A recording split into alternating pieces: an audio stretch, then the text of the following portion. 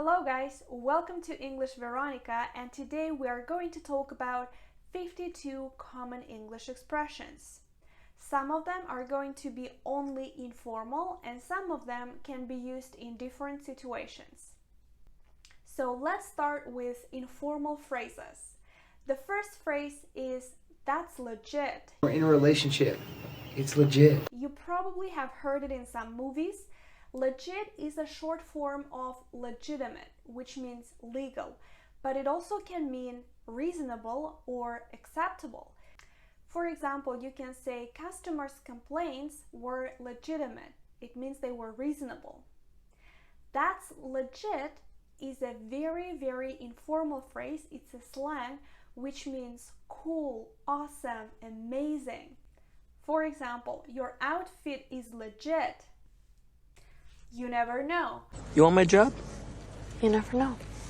We use this informal phrase to say that even something that seems very unlikely can be quite possible. For example, you say, I probably didn't get that job, but you never know. I'm good.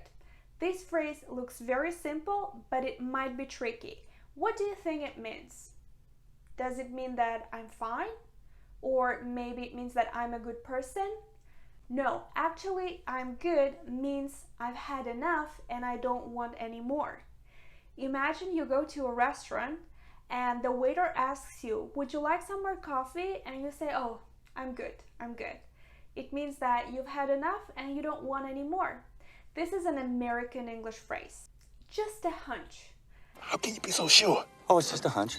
The word hunch means suspicion, maybe intuition, or gut feeling. I'll give you one example that happened a couple of days ago. So my boyfriend offered me to go away for the weekend and I said, you know what, I don't feel like going away for the weekend. And he says, because all you want to do is stay home and watch Netflix? And I was surprised and I said, wow, how did you know? And he said, well, just a hunch. So my boyfriend knows me really well, and that's why he can kind of have this feeling of what I might want, and that's why he says, just a hunch. Big deal. But it's okay. It's not a big deal. Big deal means something important. For example, if you say, wow, I'm a big deal, it means that you're a very important person, you are a VIP. But if you say, well, that's not a big deal, it means that's not a big problem, it's not really important. But I'm kind of a big deal. Another phrase with the word deal is sounds like a deal. It's the other way of saying I agree. Let's meet up after work at around 7 p.m. That sounds like a deal. Never mind.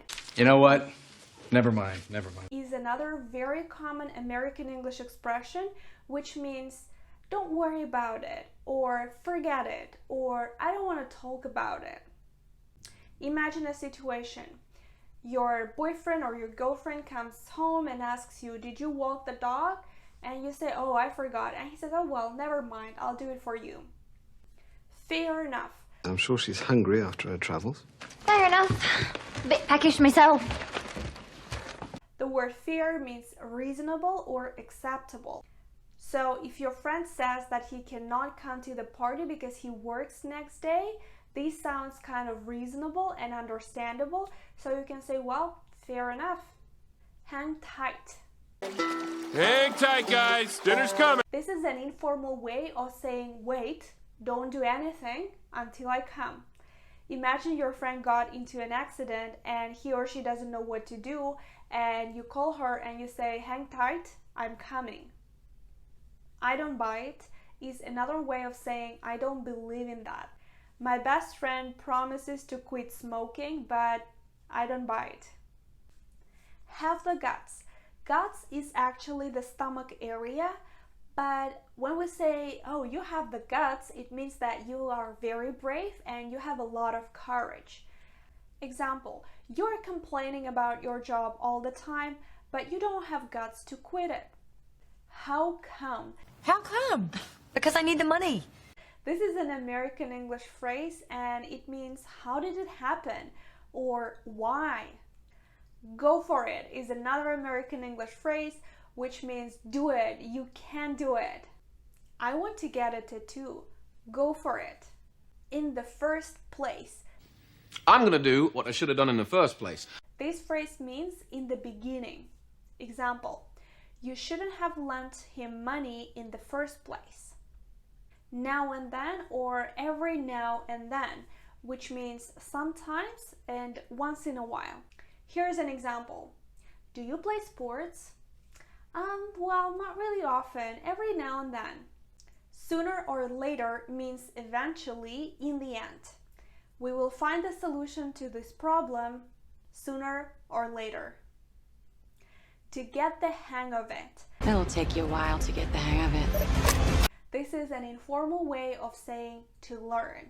For example, I just started to learn how to drive, but I'm sure that I will get the hang of it. Not at all. It's another way of saying no. Here the pronunciation is important. We don't pronounce t sound, it becomes d sound in both cases. So just compare. Not at all doesn't sound natural, right? That's why we say not at all. Not at all. Are you tired? No, not at all. Perfect timing. Perfect timing. We use this phrase when somebody appears or something happens at a perfect time. So imagine I finished cooking and my husband comes home at that very moment. I can say, wow, perfect timing. Another super common American English phrase is good for you. We use it to express that we are happy for the person. When your friend or somebody from your family passes a very important exam or gets a driver's license or gets married or anything else, you can say, wow, good for you, congratulations. Next two phrases are going to be quite rude, so be prepared. The first phrase is none of your business. None of your business is another way of saying this is a very personal question and I don't want to answer it. Or maybe it's not personal, but I still don't want to answer it. Did you break up with your boyfriend? None of your business. This phrase is very similar but different. Mind your own business. If I'm minding my own business, then I don't get involved with other people's life. And some people don't know how to do that. Example, I was studying in the library, minding my own business, when this girl came up to me and started yelling at me. So if people tell you, mind your own business, it means that they want you to respect their privacy. The next phrase is, so far, so good. How's it all going? So far, so good. We use this phrase to say that now everything is okay, but we are not sure what is going to happen tomorrow. So if somebody asks you, how are you doing? You can say, so far so good. Because in 2021, you don't really know what's going to happen next. It goes without saying. I mean, our chemistry, it goes without saying, it's strong. This phrase means that it's crystal clear, it's very obvious. Let me share my personal story here. So I had my Christmas trip all planned, but the government announced a province-wide lockdown, so we couldn't go anywhere. And it goes without saying that we had to cancel our trip and to stay at home. Guilty pleasure. I love this expression because this is something that you love doing and you can't resist it.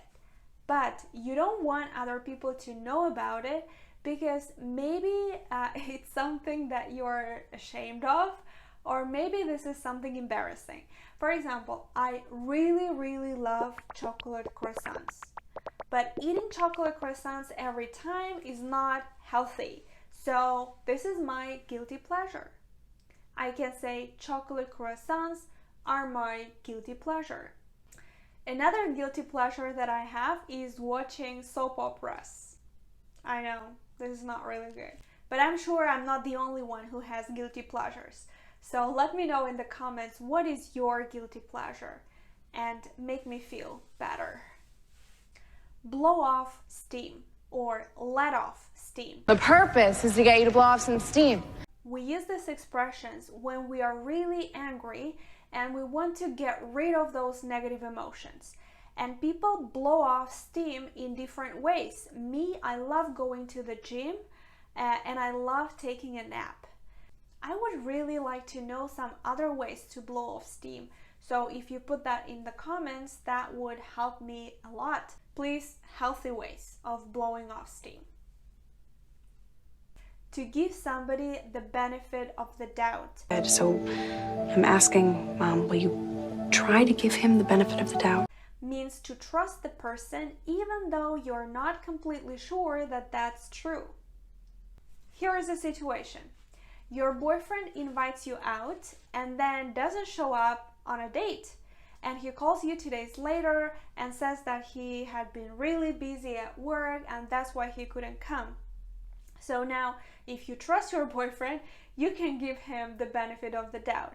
But if you don't, well then, don't. I used to do a lot of dancing, ballroom dancing as a teenager, but I haven't practiced for many years and now I lost the skill.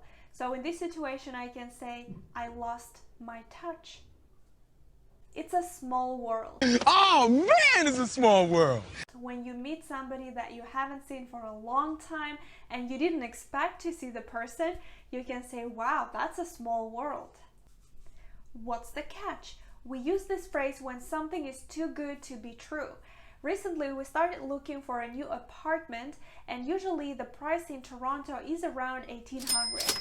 But we found an amazing place for just $1,200 and the first question that we had in our mind was, what's the catch?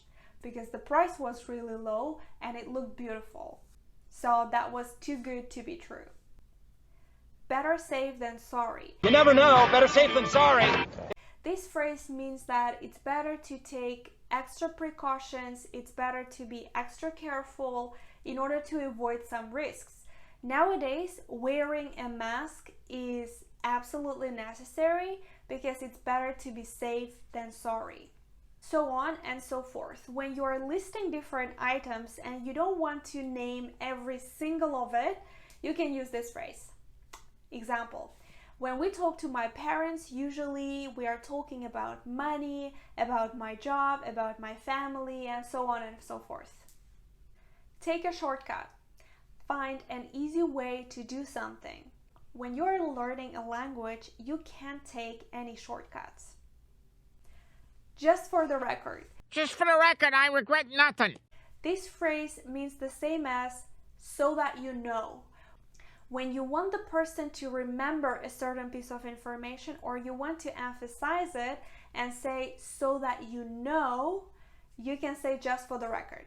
Example, just for the record, I have never lied to you. Walk your talk means to do what you said you would do and to keep your promises. When it comes to business, it's better to walk your talk. Be hooked on something. To be addicted. This is an informal way of saying to be addicted to something. I'm hooked on shopping. When I get to the mall, I just can't stop. I have a lot on my plate. This phrase means that you're really busy and you can't do what the person asks you to do. I have a lot on my plate right now, so I can't go out with my friends. In a nutshell means in a few words. What's wrong with you? In a nutshell, everything. That's the whole point. It means that that's the main reason why I'm doing something or why you're doing something. For example, the whole point of making this video is for you to learn some new expressions and to subscribe to my YouTube channel. I owe you one. When somebody does you a favor and you want to say thank you and you want to say that you will do something for them in return in the future, you can use this phrase. So recently my friend really did me a favor and I told her I owe you one. No offense. We use this phrase when you want to say something unpleasant but you don't want the person to get offended. So no offense, but I think you made a mistake here. not necessarily means that something is not always true. For example, if you feel like you have a fever, it's not necessarily COVID, it might be just a flu. He's lying, not necessarily. A blessing in disguise. Something that initially seemed to be really bad, but eventually turned out to be good for you. So in March, when this whole thing has started, I lost a couple of groups that I used to teach in a language school, and first I was really upset, but then it turned out to be a blessing in disguise because I started having my own students and I started giving private lessons, I started my YouTube channel, I started my TikTok, so that was a real blessing in disguise. The bottom line is means the main point is. So the bottom line is, if you want to speak English fluently, you have to study every day. That's why I subscribe to my YouTube channel, so that you don't miss a single video. Get caught up in something. If you get involved in something that you probably don't like, you can use this phrase. So recently I got caught up in my routine and I totally forgot about our anniversary. Get caught in something, so without up, and this means to get stuck in something. So for example, you can get caught in traffic. Call the shots. No, this phrase is not about drinking. If you're calling the shots, then it means that you're the boss and you're making the most important decisions. So you're the boss, you're calling the shots. If you say so. This phrase looks very easy, but the meaning might not always be obvious. So when you agree to do something just because the other person says, and probably you don't want to do it, you can say if you say so. There is another phrase, if you insist. I will do it if you insist. Give somebody a hard time. This is a very common American English phrase. You can say, you're giving me a hard time if the person criticizes you or annoys you or just says something unpleasant. My husband always gives me a hard time when I take something and then I don't put it exactly at the same place and then he cannot find it, so then he gives me a hard time. Sleep on it means to take time to think about it. Some people say that when you need to make a very important decision and you don't know what to do, it's better to wait. It's better to go home, take a sleep, and the next day the decision will come itself. So in this situation, you can say, I cannot make a decision right now. I will sleep on it and I will tell you tomorrow what I have decided. Speak of the devil. You can use this phrase when somebody appears exactly at the moment when you are talking about him or her. Do you know that Natalie broke up with her boyfriend? Oh, here she is. Speak of the devil. Hello, Natalie. Over my dead body. This is another way of saying no way. I will not allow it. As a child, I told my mom that I'm going to get a tattoo on my hand, and she said, over my dead body. Ladies and gentlemen, if you are still with me, then you did a great job, and I hope that this was helpful and that you are going to use these phrases on a daily basis. If you would like to see more videos like this, please click the like button and subscribe to my channel, and more things are coming soon.